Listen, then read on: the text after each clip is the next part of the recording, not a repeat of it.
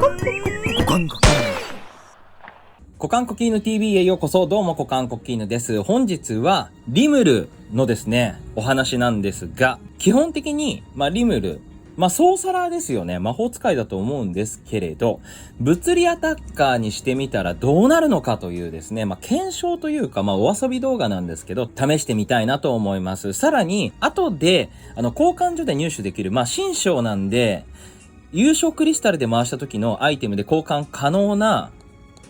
防具ですね。リムルの剣とリムルの服っていうのがあるんですけど、こちらに関しても調べてきました。少しだけ調べてきたので、その話をしたいのと、最後にリムル自体の評価についてお話ししていきたいと思います。まず物理アタッカーとしてリムル作ってきましたんで、ちょっと戦ってみようと思うんですよ。で、戦う場所は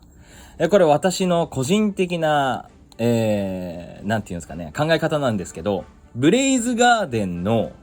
敵をですね、軽くなんていうのかな、9999とかダメージかませられれば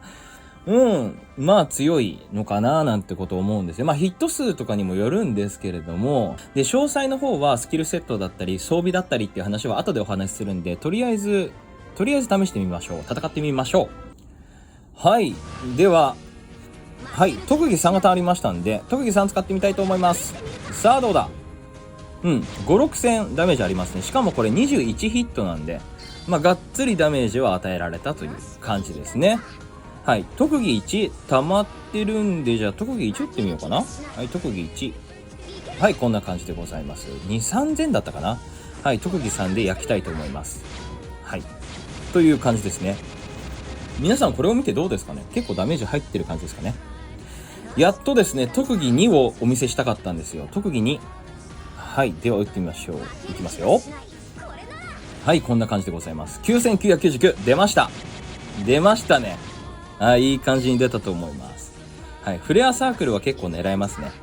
その前に一回耐性を確認しなきゃいけないですね。耐性を。はい、こんな感じになっております。雷耐性と敵はですね、闇耐性が高いんで、実は特技1とはちょっと相性が悪いんですよ。なんで特技1をちょっとこう打たせるとあんまりダメージが入らないという感じなんですけどね。はい、という感じですね。特技1は7ヒットなんですけど、一発3000前後ぐらいかな。フレアサークルに関しては9999入ったかなという感じで、特技3に関してはですね、ヒット数はかなり多い感じで、これクリティカルとか出してないので、ほとんど5000ダメージ1ヒットあたり出てるかなという感じですね。ではこのリムルのですね、装備だったりスキルを紹介していこうと思います。まず装備から紹介していくんですけれども、結構がっつりすげえのつけてました。まず武器ですね。これはちゃんと説明しなきゃいけないんですけど、科学王国の旗というですね装備をしておりました。杖なんですけど、ストレングスが205上がります。で MP が45上がって、マインドが142という感じでございます。で特性なんですけど、魔力が高いほどというのはインテリジェンスが高いほどということです。物理攻撃の威力が上がり、そして科学に属する魔法攻撃ダメージプラス50と書いてあるんですけど、注目すべきところが上ですね。魔力が高いほど物理攻撃の威力が上がりというのがですね、かなりリムルと相性がいいんですよね。インテリジェンスがかなり増えますし、でしかもリムル自体がインテリジェンスとストレングスが高いと物理ダメージが高くなる、特技の攻撃力が高くなるっていう感じなので、かなりこの杖が相性がいいんですよね。これ外すと結構ダメージ落ちちゃうのは確認しております。はい、これがかなりいいんですけど、この科学王国の旗っていうのがドクターストーンコラボの時のアークのアークエーテル 100% 報酬なので、ゲットするにはかなりハードルが高いものになっております。はい、さらにこちらですね、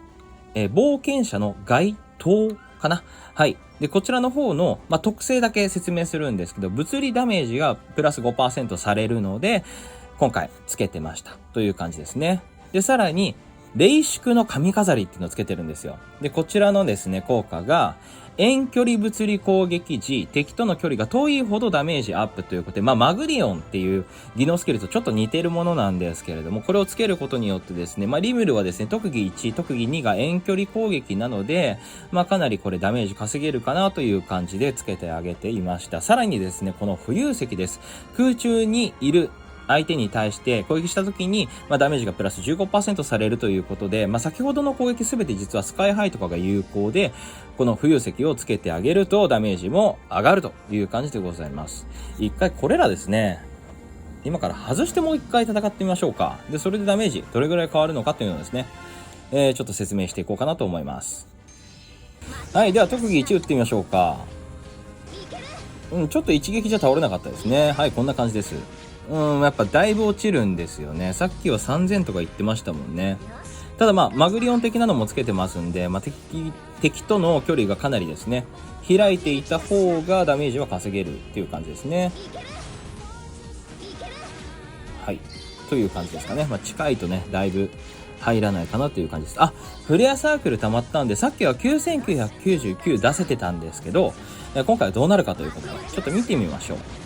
う。やっぱ下がるんですよね。結構距離は空いてたとしても、4000とかになっちゃうという感じですね。はい。で、最後に黒煙もちょっと打ってみましょうか。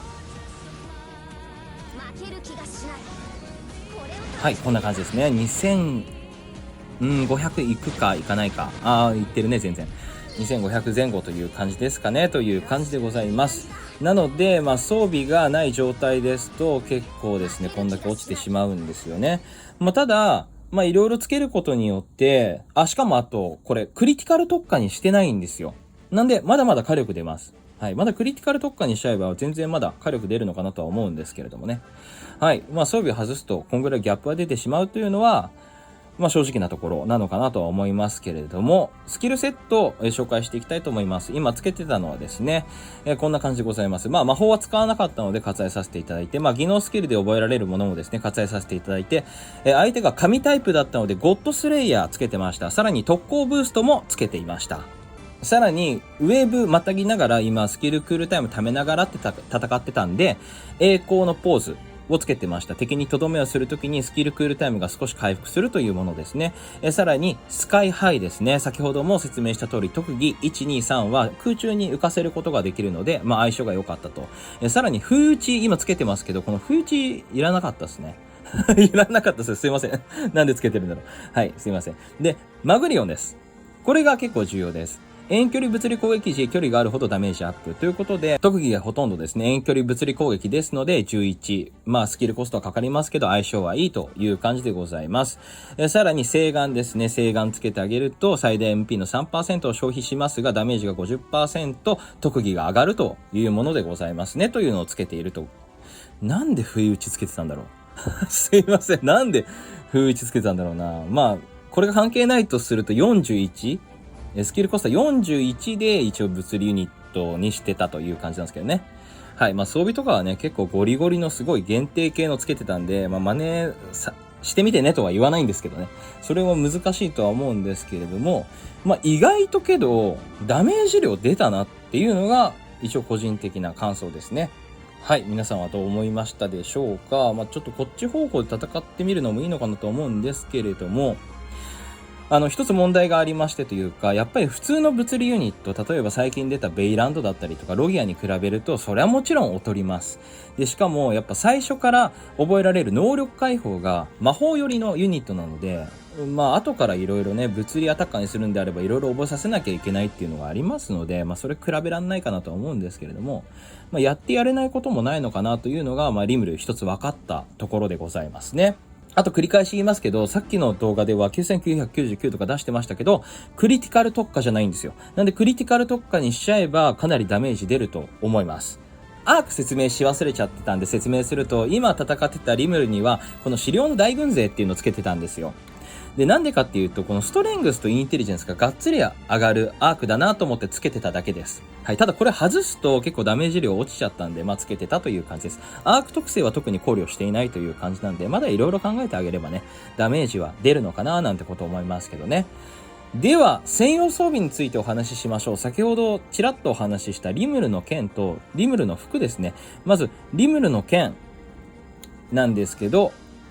装備書は剣ですね、もちろん。そして、属性付与は炎ですね。あとストレングスが110上がるというものです。リムル専用なんでリムルしか装備はできないです。特技発動ごとに魔力が溜まり、次の攻撃魔法の威力がアップするという剣なんですよね。で、こちらですね、私、ほんの少しだけしか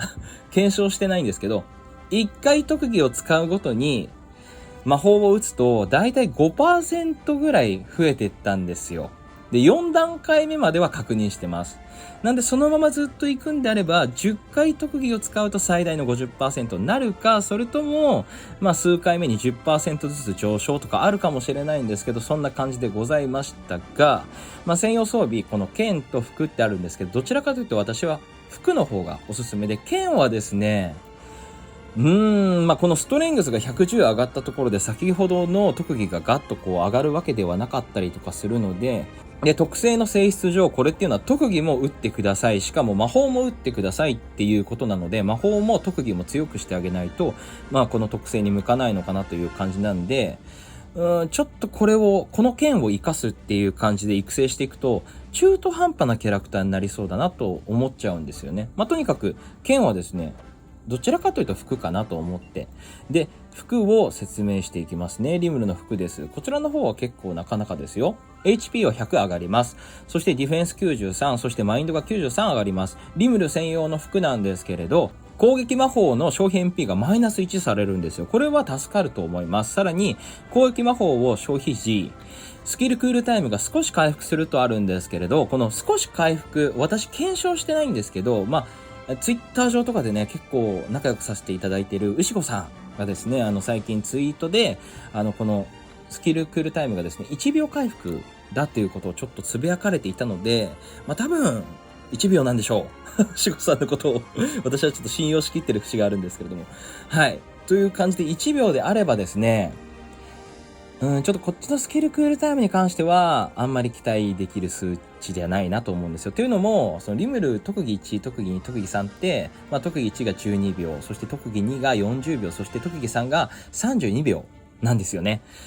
それ考えるとね、とは思うんですけれども、この商品 P がマイナス1される。これがですね、結構使えるのかなっていうのと、あと服なのにディフェンスとマインドが93上がるっていうところも魅力的なところなのかなと思いまして、剣よりはどちらかというとお勧めできるのは服かなとは個人的に思います。かなり個人的な評価なんですけど、リムル、最終評価といたしましては、10段階中9ですね。9です。最初は 8.5 だったんですけど、9に上がったという感じでございます。ただ、この9というのは、あまり、悲観的に思わないでほしいんですよ。最近出たキャラクターが強すぎなんですよね。強すぎなんですよ。9.5 とか、私個人的には思っている感じなんですけど、それらに比べるとやっぱ一歩及ばず、という感じの評価でいいのかなと思います。ただ、いいところもすごい多いので、そのいいところをですね、いろいろお話ししていきたいんですけど、まず、リムルのいいところとして、新規の方はですね、最初にリムル持ってれば、最高の魔法使いです。これは間違いないんですよ。というのは、スキルセットを今から見るんですけど、スキルセットのですね、このゼロコストのものっていうのが能力解放で覚えられる、スキルなんですけれども、これらっていうのがだいぶ優秀なんですよ。で、これを全部もしアークの力で覚えさせるっていうのであれば、時間もかかりますし、しかもいろんなアークの種類も必要なんですよ。例えばで言うと、窓オーラとかですね、空挺ロンバリオン必要ですし、さらに覚醒だったりとか、あと不動の陣とかもね、できれば欲しいなという感じですよね。あとオートリジェネとかも持ってるんですよね。で、いろいろ総合評価するとですね、かなり新規に優しい魔法使いなんですよ。最初から魔法の、効果力が見込めるようなプレイでラストクラウディア遊べるっていうことで考えると、新規にはだいぶ使いやすい魔法使いであることは間違いありません。先ほど戦いましたけど、物理特化のリムルっていうのもかなり悪くないなとは思います。かなり個性的なね、設定で戦うっていう感じにはなるかもしれないんですけど、遠距離物理ですし、なのでマグリオンとかも入りますし、さらにですね、属性とかも変化する特技なので、そのあたりで弱点属性とかにも当てやすいっていうところを考えると、そこを活かす感じで物理アタッカーにしておくっていうのも悪くないのかなとは正直思いました。あと、やっぱりもう一個、絶対にこれは忘れちゃいけない個性ですね。個性1です。上の方の個性で解析鑑定。こちらがですね、かなり長期戦に適している個性だと思います。で、私は今、リムル、物理特化でちょっと遊んでみましたけど、じゃあどういうふうに今後遊ぶためにですね、リムルを強くしようかななんて思ってるんですけど、最終的にはね、この個性を生かして、タンク寄りのソーサラーだったり、ヒーラーにするっていう形が、結構使えるんじゃないかなと思ってるんですよ。ダメージ量をかなり抑えた状態でヒーラーとか、あとリザレクションとかをつけておけば、長期戦に適しているユニットでございますので、周りを回復したりとか、で、はたまた、窓オーラとかもついてるんで、多少余裕がある時はですね、攻撃する、ソーサラーとして、シャイニングゾークを打つみたいな戦い方もできるのかなと思っておりますので、長期戦に向けての育成を今からもうやっちゃおうかななんてことを思っております。はい、繰り返しになりますけど、悪いキャラクターではありません。なんか、全体的にね、評価が悪かったんですけど、多分評価を、このユニット微妙だな、みたいなことを思われたほとんどの方が多分、ラストクラウディア上手い人だと思うんですよ。なので、多分、ソーサラーとか、物理ユニットとか、どんなユニットだとしても、大体成長が終わってるから、だから魅力的に感じなかっただと思うんですよ。これ新規の方とかが、これ最初から持ってたら、だいぶ優秀です。はい。これだけはね、約束できると思います。はい。それでは今日はこの辺で失礼したいと思います。チャンネル登録、そして評価の方よろしくお願いいたします。それでは失礼いたします。